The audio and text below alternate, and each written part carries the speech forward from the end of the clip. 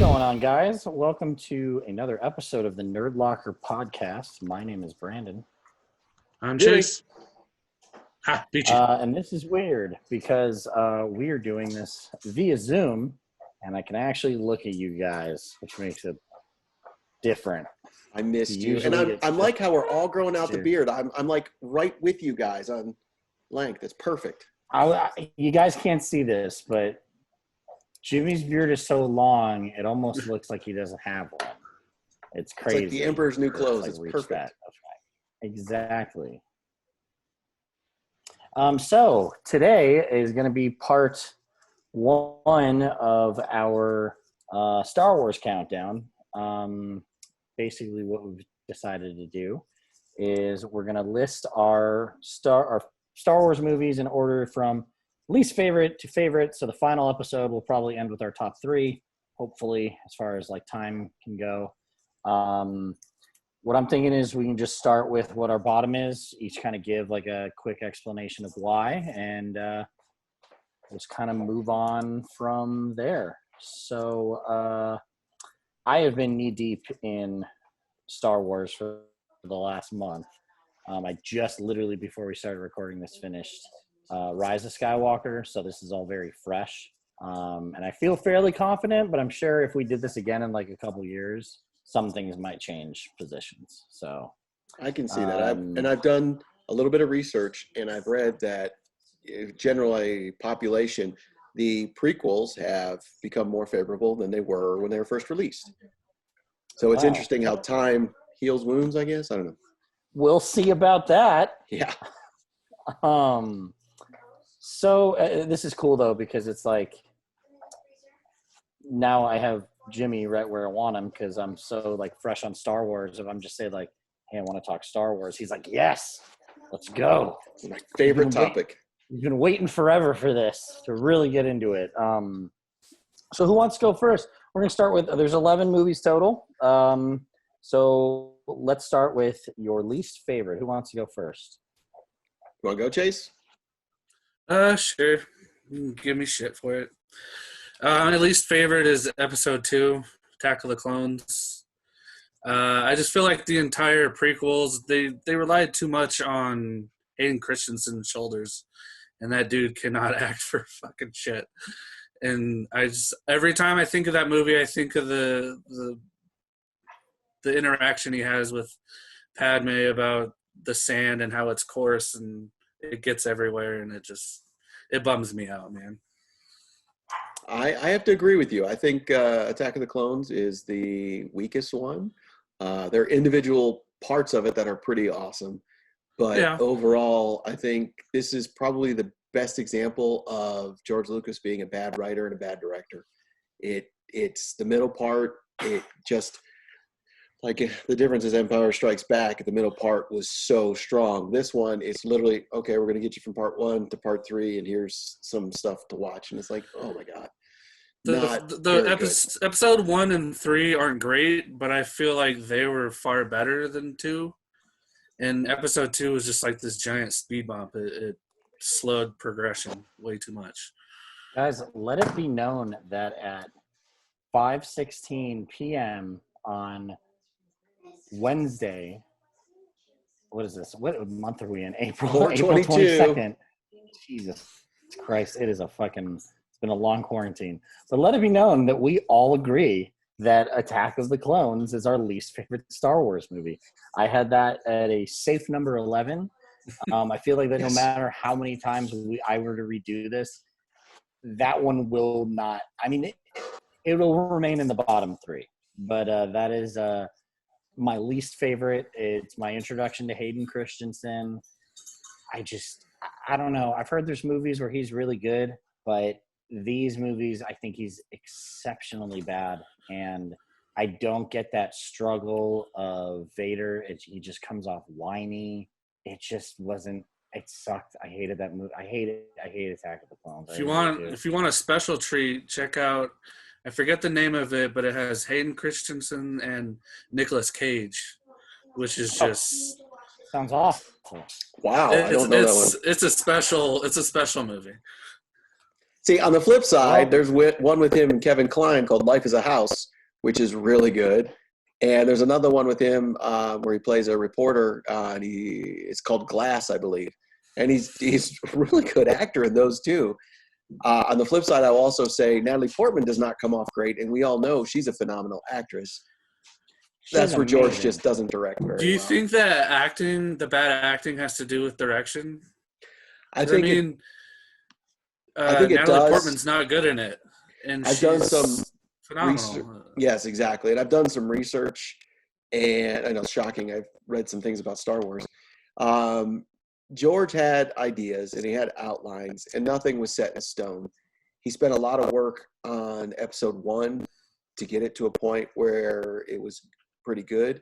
But episode 2 was basically a rush job. They didn't even have Anakin cast until relatively close to the start of shooting. And even the script wasn't done early enough to have somebody really look at it and do anything to it. So yeah, it was, as odd as it sounds, George is a great producer, but when he's forced to write and direct, and really nobody else wanted to touch this beast because it's Star Wars. And it wasn't Star Wars with like Return of the Jedi where, he just was building this empire. This is, 30 years of a movie and people wanted something amazing. And nobody really wanted to touch it because it was his. Do you think they could tell how bad it was as they were doing it? I honestly don't think George cares. As dumb as that sounds, I think he wanted to tell the story he wanted to tell. And I think that's why I complain about episode 4 specifically, and how that one has been edited so many times. And it's like, yeah, he's trying to get it the way he wanted it to look, and he doesn't care what anybody else thinks, even though everybody else thinks it was perfect the first time out. So I don't think he really cared. That's good and bad because he's the artist and he gets to create it, and it's his say. So as he pulled a miracle and was able to get us all three to agree on something at the same time, he really made a stinker on this one, in my opinion. Yeah, no matter how many times I rewatch it, I'm very happy those came out when I was young, because I disliked them so much. I enjoy the story. Like, I love the story behind it. It's just like the acting. Yeah, honestly, I wish someone would re-edit the movies with Anakin from the Clone Wars as Anakin in the movies, and I guarantee you I'd have a totally different feeling about him. Like, rewatching Clone Wars and watching everything in order, there's so much more to him in those movies, and to really like see him start to struggle and like, become a better Jedi. It's so good, and it's just like it made the movies even like harder to watch.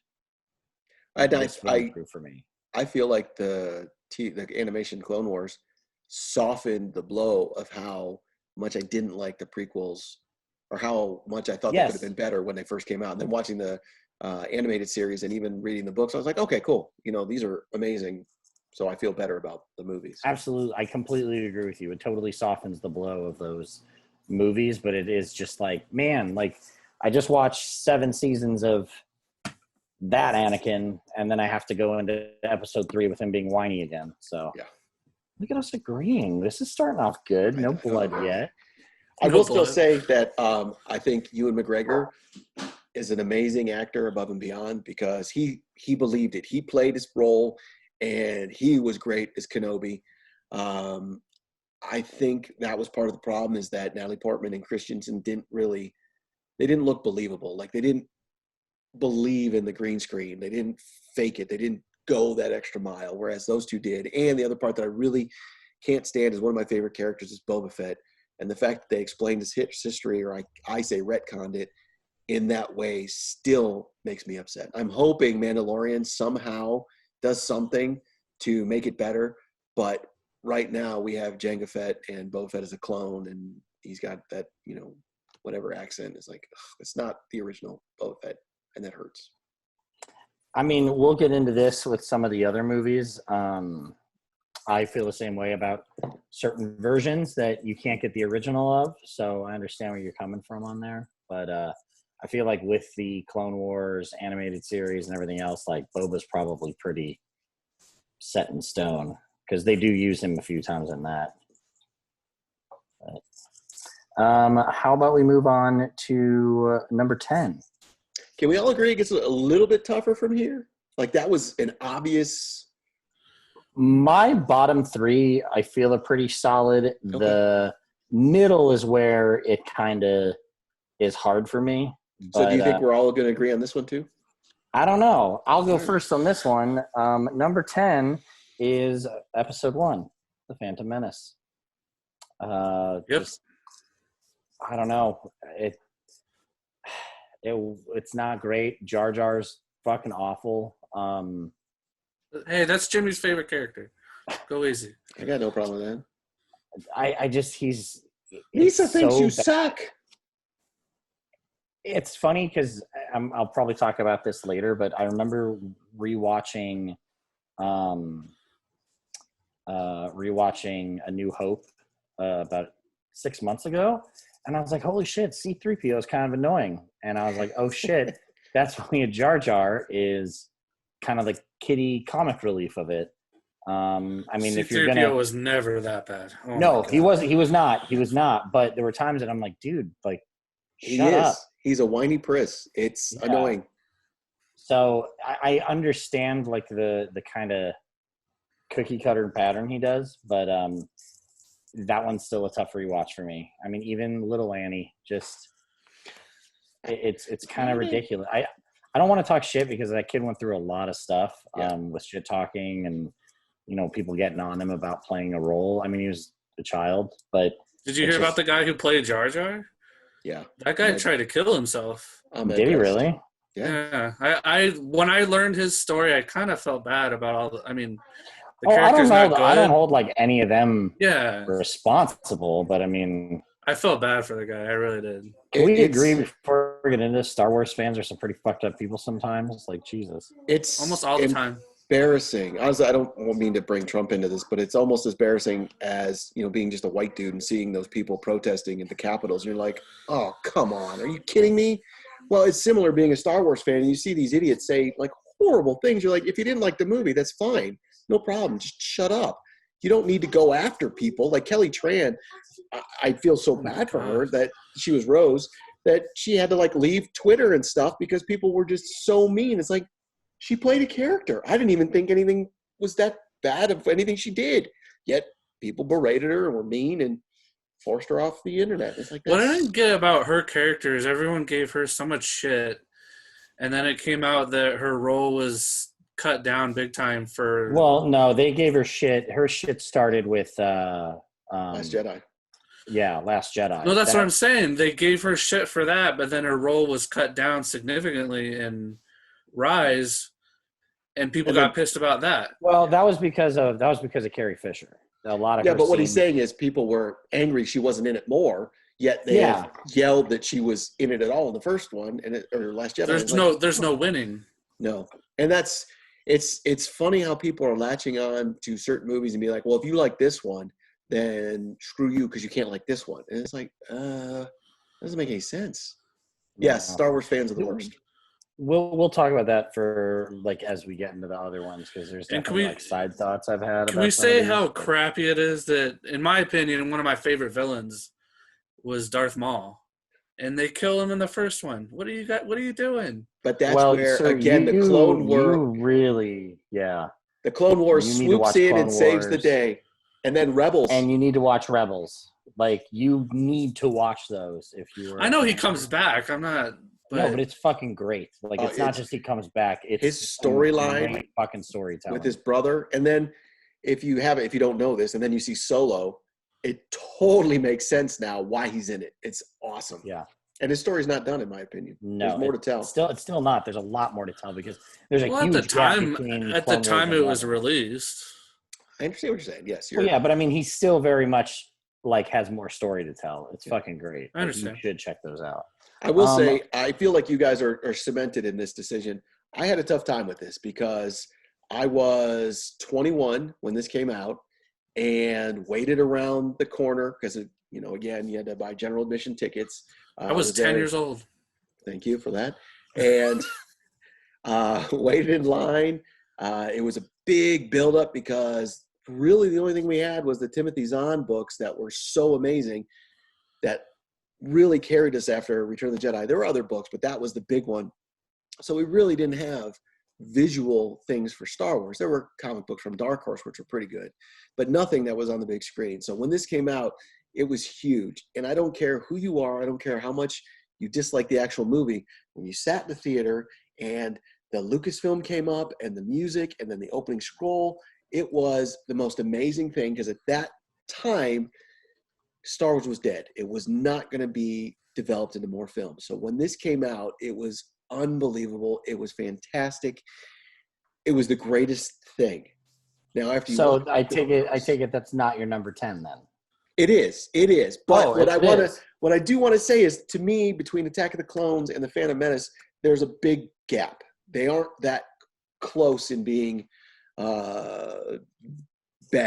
I just like the other movies that much more. I saw Phantom Menace like 6 times in the theater.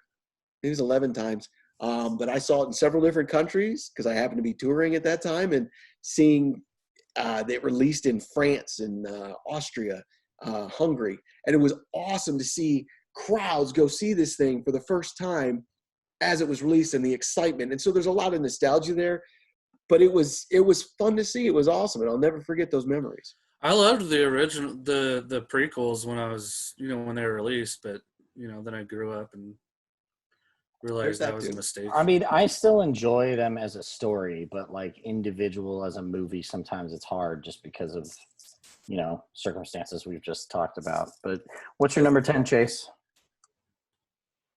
Phantom Menace. So we're all about the same on our bottom 2. And I do want to get back to, I thought Liam Neeson and Ewan McGregor totally played in and believed their roles because I thought those 2 were fantastic. Dude, Ewan McGregor, I'm so excited for this Obi-Wan series. If it finally gets off the ground. I think it's going to be absolutely amazing. really think if you go into every movie, even Attack of the Clones, there's aspects of them that are really good. I love the pod race scene still. The fight, the Duel of the Fates with Darth Maul at the end is just fantastic. Oh, that was great. That's such a good fight in the line of Star Wars as far as the movie fights. It's great. It's funny to look back and look at it. Up until that point, we had Return of the Jedi as really the only Red Strikes Back of a lightsaber battle. So to have full-fledged, these guys are fully trained. They're not aged, old, embarrassing. These are badass Jedi and Sith. It's like, oh my God, we've never seen this. Yeah, they're Jedi Knights. They are Knights of the Republic. It's fucking so cool. Did you? I'm sorry if you mentioned it, but was it episode 1 that gave us? What's the name of the song? Is it Duel of the Fates? Did you bring that up already? Yeah. I mean, again, John Williams. That's awesome. He can make he makes every Star Wars movie better. Literally, just everything's better with him. Oh, he's amazing. Even the last trilogy. There's times I'm watching it and I just thought the music kicks in and I'm like, this guy's fucking perfect. Everything really he does is perfect. Well, it's funny because I listen to a lot of audiobooks and even the animation stuff. You just hear his music, and it's that's how amazing he was. That he created something in 1977, and now it's in everything that happens with Star Wars. Yeah. Well, let's move on to number 9, Jimmy. I would say this is a tough one, and I know we've talked about it before. This is where it's all going to fall apart. I think so. At one point in my life, it was The Last Jedi, and you guys know that we talked about that. But it has changed.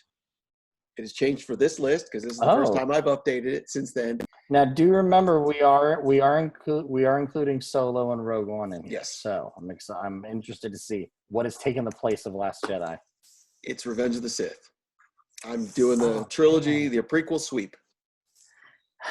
That makes 2 of us because that was next on my list is Revenge. Same here. Okay, so we are all in agreement that the first 3 movies just don't hold up to the 3 of us. No, and the third one was not horrible, and I think George had learned a little bit and brought in some people to help him with it, or people accepted the fact that he needed help. I'm not sure which.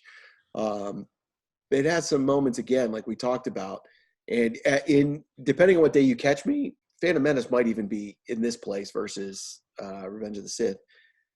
But it just, when you were growing up and you heard why Darth Vader wore the suit and that it was a battle with him and Kenobi and that he fell in a volcano, you just get it built up in your head of what it's going to be.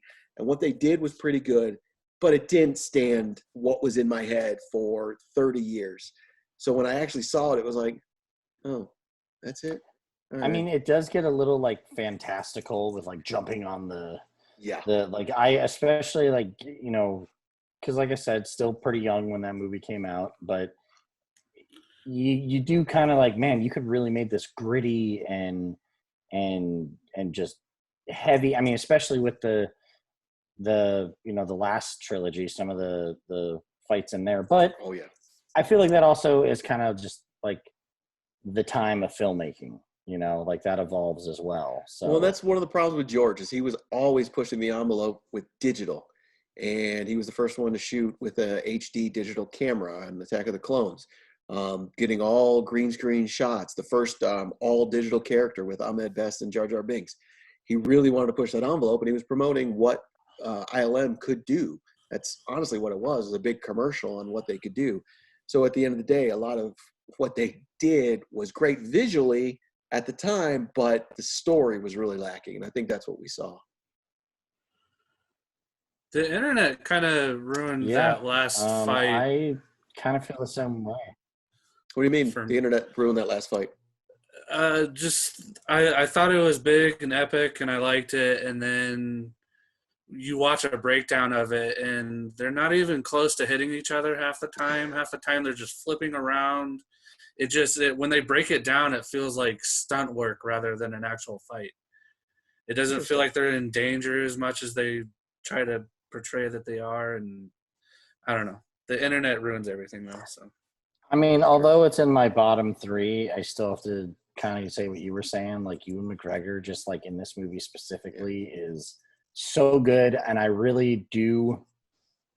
A positive of the movie, I like it when Order 66 goes out, it is kind of heartbreaking because you're just like, shit, here, especially watching the Clone Wars, you know, like Plo Koon is one of my favorite Jedi from, you know, just because of that series. And just seeing him get shot down, seeing all these people that you've kind of like learned and,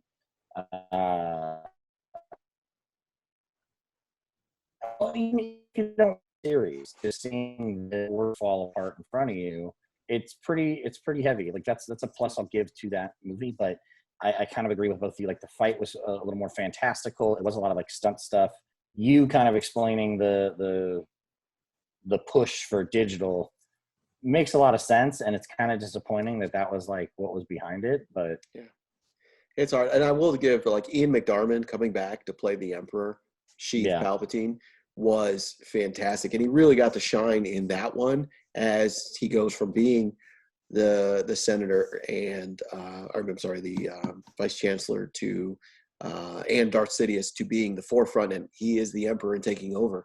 That was a really cool, and even the story of how that happened and him going from just being a senator of Naboo to becoming the emperor is a really cool storyline, and how George was really kind of telling the story of a fake version of Richard Nixon, I think is just fascinating. But at the end of the day, the way it came off in a movie just didn't really hit on all cylinders. And even though some of the actors were amazing, again, I just thought the story was overall weak. And it was literally, well, here's my idea. Let's get here to here to here to here. And it really wasn't all about telling a great story or doing great acting. And that's, to me, I love George Lucas. I think he's an amazing entrepreneur and just pushed the industry forward, but it's really on him.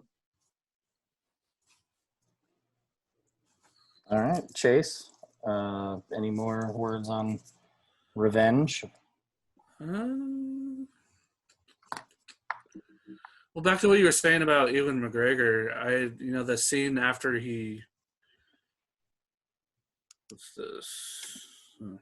after he cuts off Anakin's legs and he's screaming at him, you were the chosen one and I loved you and everything. That part I felt. in a movie where it was kind of wooden with the acting, that part really elevated it for me. I think he's one of the reasons why Revenge of the Sith isn't lower on my list or higher. Yeah. I don't know. However you want to look at Well, lower. lower. You know what? I say we can jump into number 8, so that way we leave. Controversy? Well, yeah, we can do 4, and then we can do the last 3 for a final episode, like our top 3, because I'm sure as we enjoy these movies more, we'll talk more about them, and as we disagree, we'll have more things to say. So my number 8 movie, and this one is, I'm kind of getting where Jimmy was like, it's not that it was bad, it's just not my, I don't know where I stand with this. Maybe I shouldn't go first. Can we all agree that if we had more time, we could shift our list around quite a bit? Like repeatedly? I would say not necessarily more time, but if it was tomorrow, it might be a different list. If it was yesterday, it might be a different list. But today, I feel like if I had a couple hours to really go through it and maybe rewatch everything, I don't know, it might change. That's kind of why I wanted to do this. Is I just finished the rewatch. Granted, you could work on it by next week, see what changes as far as what you had today and what next week looks like. Yeah, Chase, do your homework, man. Yeah, Chase. Watch your movies. I was busy. Movies, Chase. Doing what? I told you. I was working on an interview. He's pooping. Yeah. All he's doing all the time. I wasn't going to say it. My number 8 is The Last Jedi. Interesting. I'm a little surprised at that. Here's the thing. First time I saw that movie, I really dug it. It was different. It was interesting. And then I watched, sorry, that's my roommate's dog making a cameo. She's not happy with that. Lady disagrees with your choice. Dude, lady is Big not time. a fan. We hear you. Quiet now. I just think watching it as a trilogy, watching Force Awakens, Last Jedi, and Rise, it just, and I can talk about the whole trilogy. I think it's really, I don't know, ignorance the word, that they didn't have 3 movies planned out. I think that really was a stupid thing to do. Like, it blows my mind, because I remember when, the Rise of Skywalker came out, and everyone was talking about how upset they were, or this or that, or the alternate script. I tried looking at the alternate script, and it was like, there was none. They just said, do what you want.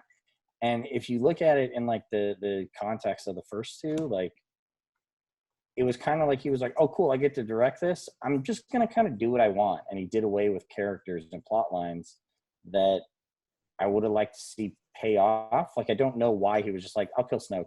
I'll kill Phasma. Like, let's just move on. And it's like, well, you only had one more movie to do. Why get rid of these characters? Why not try to use these characters? Like, that was kind of my gripe with it. So they just figured it out as they went instead of planning it out. Like, it was like, hey, I did this, now it's your turn. And he was like, I don't like a lot of this, so I'm going to do what I want. And it's like, well, it's odd if you think about it, because Disney is Star Wars, but it's also Marvel, and look how much they communicate with each other. That's what I mean. That's why it's so surprising. And like, even watching Rise, which we'll get to when, I tell you where it's at on my list, like, I felt like JJ was kind of like, oh, well, now I have to clean up the pieces. And, everyone gets mad about the Emperor being back, but it's like, you killed off the other villain. Like, what the fuck else are you going to do here? Like, and can you imagine if Colin Trevorrow had been given the reins like originally planned? So did you see that different script? directors? I haven't. I think it's a dumb idea, but I haven't. Someone did an animation of what the story was going to be based off of like the script that was out there. It's worth watching. It's 10 minutes long, but I don't know. It just, this one doesn't fit right to me watching it in order. As a movie, I think it's great, and I love that they did something different at the time, but like watching it as a intended trilogy, like, it's not like you watch Iron Man 2 and it's like that has nothing to do with Iron Man 1. It is the sequel. So I just felt like it was like, well, I'm going to take this and I'm going to kind of do what I want, and I just don't understand why that decision was made. I wish Disney had sort of wisened up after Last Jedi and said, you know what? Why are we constrained with a trilogy? We don't need a trilogy. We're going to do a James Bond thing and just make movies, and we can do different directors, and we keep Rey and Finn and Poe, and cool. And I think then that might have worked. That would have been a cool idea to continue the story. But as this trilogy that we had to have, it's like, man, I don't know what they were thinking. I agree with you guys that, there's a template in how to do it with the other side at Marvel. So why did you make this decision? I don't know. I still kind of wish they made Rey a villain. I would have liked that. It would have been ballsy, So do you agree with Brandon Chase? No, my number 8's Solo. Really? And why is that? I don't know. It wasn't anything special to me. I enjoyed it. It was good for what it was, I guess. But, I mean, the most talked about scene is when Darth Maul appears again. And it's like, okay. I don't know. Yeah. It wasn't as impactful as the others to me. That's funny because that was the movie that you and I saw together that I walked out of the theater. Something I kind of want to bring up since you said Solo. We keep interrupting each other. Sorry, no, Chase. Weird. That was my internet's pretty bad, so I apologize. That's okay, Chase. That one was the one where you and I left the theater, and I was like, "Wow, I really like that one." Versus all the other Star Wars ones we saw, where I was like, "It's not bad by any means. It's just like I thought that was okay. Don't care anymore. Like, it didn't feel as significant as the others." Something too with Solo and Last Jedi is the whole dice in the car. Like, don't get me wrong, I thought that was cool, but like, it's never been looked at before. You created a plot device just to tie it to that movie, and that really bugged the shit out of me. Like, I don't know it's in the originals, right? Are they? I never noticed them. Yeah, it's in New Hope. It's up in the but like, they're never acknowledged. No, they're not acknowledged. Agreed. They're okay, not. All right. But then that changes in a minute, because I was like watching it again. I'm like, he's never like, it's never been talked about. They've never been pointed out. So it was just very strange. Just go back and watch A New Hope when they first get into the Millennium Falcon, and you're almost like, what is this annoying thing just swinging around? And that's what they are. What the fuck? Well, fuck me then, right? Jesus. No, thank you. haven't been in quarantine that long, man. What? Oh, I gotta go, Brandon. Bye. What's your number 8, Jim? I go back and forth on this, and I'm gonna hurt some people here. It's Return of the Jedi. Okay, I mean, I'm ready. I've been hurt before, so. I think Return of the Jedi is thought of highly because Return of the Jedi?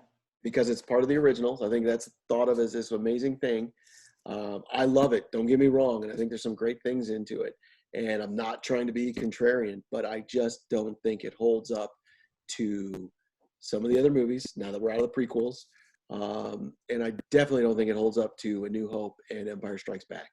So I think Return of the Jedi was a movie that everybody wanted to just be completists and finish this trilogy. Back in the day, Lucas had this idea that it was just going to be a serial, and originally it was going to be 12 films, and then it was narrowed down to 9 films, and then potentially 6 films because he wanted to tell the prequel side, and then it was 3 films because he wanted to be done with it. During this time, he went through a divorce, really horrible stuff, so he wanted to be done. And we know Harrison Ford wanted to be done. And you can kind of see it at times that he wanted to be done. Everybody wanted to kind of be done with this thing. And the more I watch Return of the Jedi, the more I like it, the more I love the actors in it. But at the same time, there's just this element of, we're tired of this trilogy. We want to be done. And again, George was back in control. He brought in a different director, Richard Marquand. But at the same time, George was doing most of the work. He was doing all the directing because he really didn't agree with a lot of the things that happened in Empire Strikes Back. So you get, again, some of the bad acting, some of the bad writing, just pacing, speed through the story and get to the end. And I think it shows, and I think a lot of people hold Jedi up to the original trilogy because of nostalgia. But I think if you really look at it and break it down, it's got a lot of faults. When Empire Strikes Back, when it first came out, was it as loved as it is now? You know, it's widely seen as the best one. How fucking old do you think I am? You know more about Star Wars, is what I mean. No, it was not. No, you're not. We didn't think you were there for the theater. We just know you're the historian. It was research, folks. I wasn't there. I was alive, but I wasn't old enough. So to know. he says. But no, it was interesting. Rotten Tomatoes went back and did some research, and it's hard to gauge because when the prequels came out, there was a lot of digital information in the internet. When the originals came out, it was all printed media, and some of that has not been saved or archived. So they went in back and did a research and found out that when each of the movies came out, except for A New Hope, each of them was critiqued the same way and not beloved. So when Empire Strikes Back came out, it was okay because it was such a departure from A New Hope. The tone, everything like that, it was such a departure, and it was so dark at the end. A lot of the fans of the original were like, whoa, what the hell? That sucks. That's not what we wanted. But then as time went on, especially as Jedi came out, they realized this was just some really strong storytelling, and that's what we needed in this thing. So we got that, and now it's become beloved. That's interesting. I didn't realize a lot of that. I would. It's weird because, like I said, kind of as you go up the list, like there's plus and minuses to everything. So it kind of just depends, like, I don't know, time of day with all of that. But that was a lot lower on your list than I thought it would be. I'm not a hater. Like, everybody hates the Ewoks, and I don't hate the Ewoks. I have no. They grow on me. Ewoks. I hated them, but I got to tell you, the last time, like when I just watched that again, I was like, those little bastards grow on me. Like really. There's no. They're warlike. They're warlike little creatures that, you know. I don't know. I give them more credit than I used to because, man, I used to not give two shits about them. No, I do. I will say I love the fact they retconned Rex, the clone, into the Return of the Jedi, which I think is awesome. So cool. Love that. So cool. And there's just amazing. You get more Lando and learning how good of a pilot and a general he is. You get so much more. You see Luke. I love the ending with Luke and Vader. And their final confrontation, he says, like, no, I'm a Jedi like my father before me. It's like, oh my God, hairs in the back of my neck every time. It's amazing. See the Emperor and what he can accomplish, because we never saw that.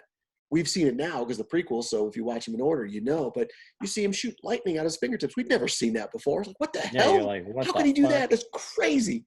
But at the end of the day, I love the nostalgia. It's a great movie. And again, the prequels and this are very much separated, but I like watching other ones better. All right. Well, you guys want to end it right there? Call it for this week, and we'll get into our next middle group next week. What are we at, 7? That was, we all did our number 8. So next week we'll do 7 through 4, and then we can finish with the top 3 next time. I'll remember what I said so I don't double up and lie and cheat. I'm writing them down. I'm writing everybody's down because I want to see how different the list ends up. But right now they're pretty solid. 2 weeks I'll be like, Return of the Jedi was the best. Like I rethought about it. Here's what I'm moving. If you see this post on social media, let us know. Let us know what your guys' thoughts are, where your numbers lie, how much you disagree with us, how we suck. And bring the hate, Star Wars fans. Bring the hate. Come on. Yeah, I'm ready for it because, man, I got to tell you, Reddit alone sometimes I'm just like, fucking cry me a river. Like, Jesus Christ. At the end of the day, they're movies about space wizards that we all really like grow up. And send all that hate to Chase at nerdlocker.com. Yeah, here's his address, everyone. All right, guys. Well, we'll leave it there for now. Make sure to check us out on all the social media stuff. Make sure to subscribe. And until next time, everybody have a nerdy week.